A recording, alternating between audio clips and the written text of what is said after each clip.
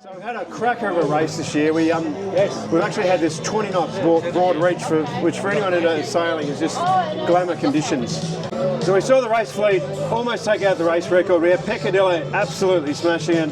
They came in a bit over 10 hours, and Jack Hoy and Shimmer not too far away, about 3 hours behind, but taking out the monohull line honours was Jack Hoy in her first race. Lady skipper. It was International Women's Day. She just had a great race, so welcome that. Well done to that team. Look, anyone can sail within reason. We have a development program in the club to try to bring people up to give them the confidence.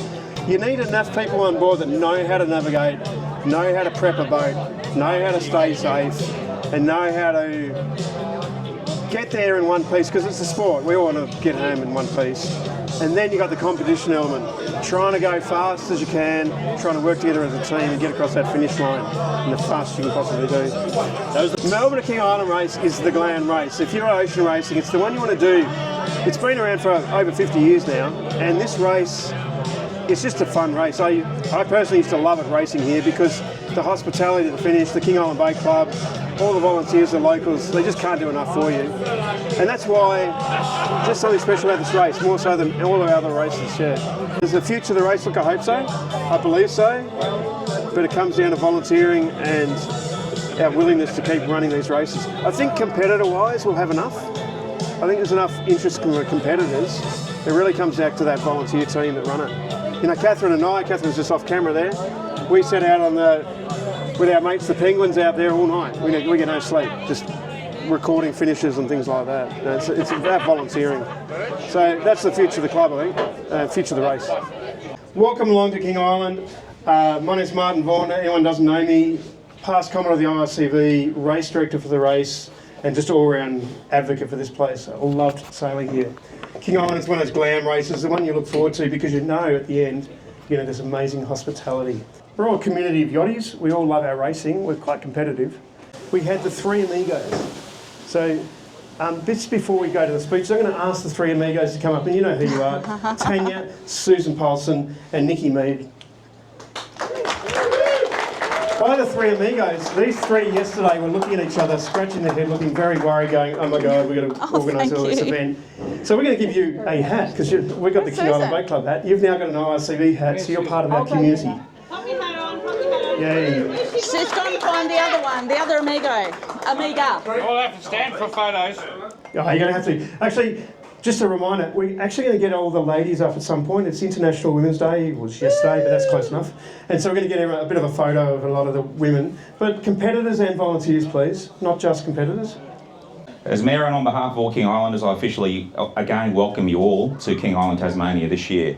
We celebrate your safe arrival and we pay credit to your impressive seamanship and teamwork that's required to race here, especially across the notorious Bass Strait. It is our maritime history that really put us on the map as far as King Island's history is concerned, and you all continue that maritime history today. I acknowledge the Ocean Racing Club of Victoria and all the participating yachts for 2025, some 20 plus as I understand it, that raced down across the 114 nautical miles from Queenscliff to Grassy this year with fairly good winds and fairly good tailwinds, which almost set a record time. So I got up early this morning and thought, oh, I'll check the tracker and see how they're going. They must be 2/3 of the way here. No, you're all in port. I was absolutely blown away. You smoked it downtown, you know, with crikey, 17, 18 knots, 20 knots. Very impressive. So well done. As I understand it, this is your 54th or the 54th year of running this historic great race.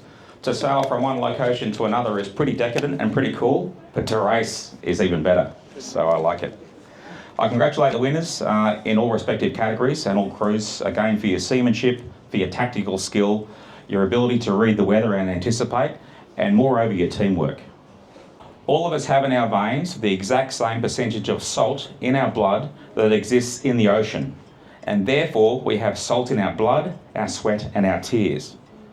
We are tied to the ocean, and when we go back to the sea, whether it is to sail or to watch it, we are going back from whence we came. That's from John F. Kennedy. Thank you. Okay, I'm going to throw to Simon now. Simon's a past Commodore of the ORCV. He's done this race a lot. And so rather than me telling you what the race is like, I thought a competitor should just reflect on the race. Okay, I guess one of the things that you get trotted out when you've been around for a while is that you've done it a lot. And we pretty much come here all the time, but you can imagine June. You can imagine sleet. You can imagine 35 knots. And for those of you who are new to sailing, we used to have this old woolen army gear and we'd have plastic wet weather gear. And we got really sexy when we had line 7, it had the stripes down the side for those old people who knew what that was. And so this venue, when we first came, there was the little bit just in the middle there and nothing else. And since we came, the King Island Boat Club has, through our support and with what they've done, is they've doubled or tripled in size. I had a new friend who came for her first time to this King Island race and she said, I looked on Google, there's nothing here. And there's a lot here. There's people, there's steak.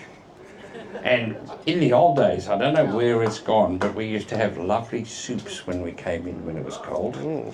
For the King Island people and for this great race, may it continue forever because it is fantastic. Thank you. Yeah. We're going to go into the presentation now, and we're going to start with the predominant measurement handicap, which is the actual basis of the overall trophy. So I'm going to start with AMS, because they had the most number of competitors.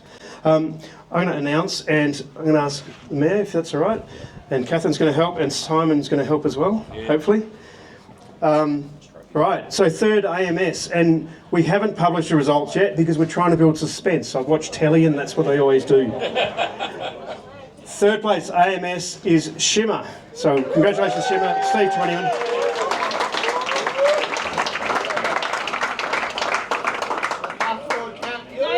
Yay!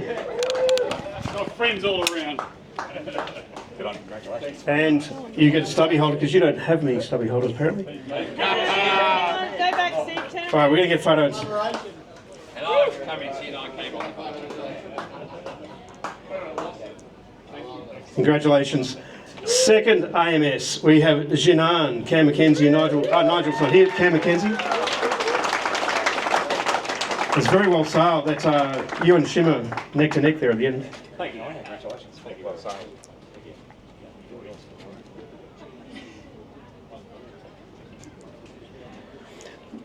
Yeah, it has your muscles. Excellent.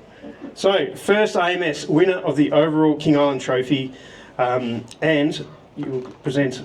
We've got the take home perpetual as well. Sorry, the take home, which is sponsored by the council. Oh, yeah.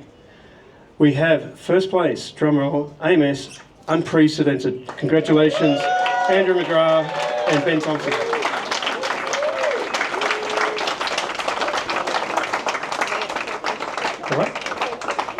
Oh yes, you guys get a crayfish. You can decide if you want to pick it up now or later. They've got to hold the crayfish. I got to hold the crayfish for the photos, yeah. Hold the crayfish. They do have take-home bags, I think, somewhere here. Yep. Close together, hold the crayfish. The winners are the winners. You know, it's your moment of the spotlight. Thank you. Look, thank you very much. We had a bit of a bad start, but we worked our way through a few boats, and yeah, I think we had a Glamour A4 5-hour coming into to here, and yeah, so it was one of those things that we didn't think we had a good race, but everything went well in the end, and thank you very much for having us, and we really appreciate it. Thank you. Congratulations. Line honours, first place, Jack Hoy. Again, Daniel Fraser, first race.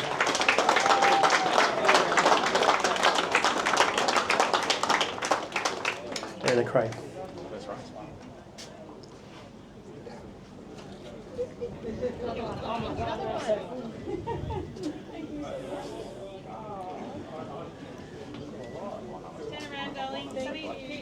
Yeah, hide the beers if you can. Sunglasses off, no alcohol. Just hide the beers, otherwise you won't get up on the photo.